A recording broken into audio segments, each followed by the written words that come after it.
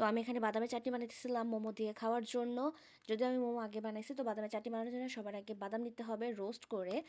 অল্প একটু আছে, অল্প আছে বাদামটা ভেজে নিতে হবে। তার ভিতরে আমি দিছিলাম শুকনো মরিচ সেদ্ধ করে দিছিলাম, গার্লিক সেদ্ধ করে দিছিলাম।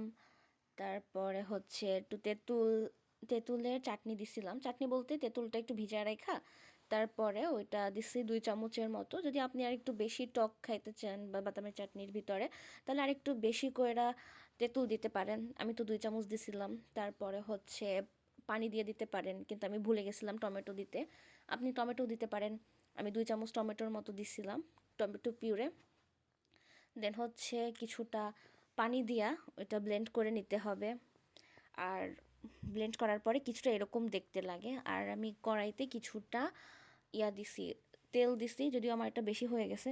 আমি সেকেন্ড টাইম বানাইতেছিলাম এটা। তার ভিতরে গোলমরিচের গুঁড়া দিছিলাম, তারপরে বাদামের পেস্টটা ওটার ভিতরে কড়াইতে দেওয়ার পরে কিছু সময় মানে নাড়াচাড়া করার পর যখন তেলটা উপরে ভেসে উঠবে, মানে ভালোভাবে হয়ে যাবে, তাহলে হচ্ছে ওটা অনেকদিন স্টোর করা যাবে। তারপরে আমি একটু লবণ দিয়েছিলাম স্বাদ মতো, আর হালকা একটু চিনি দিছিলাম। এই তো নাড়াচাড়া করার পরে যখন তেলটা উপর উঠবে, তখন আপনি এটা নামিয়ে মোমো বা যে কোনো কিছুর সাথে খাইতে পারেন। আর আমার তো এটা অনেক বেশি পছন্দ, অনেক টেস্টি হয়। বাদামের চাটনিটা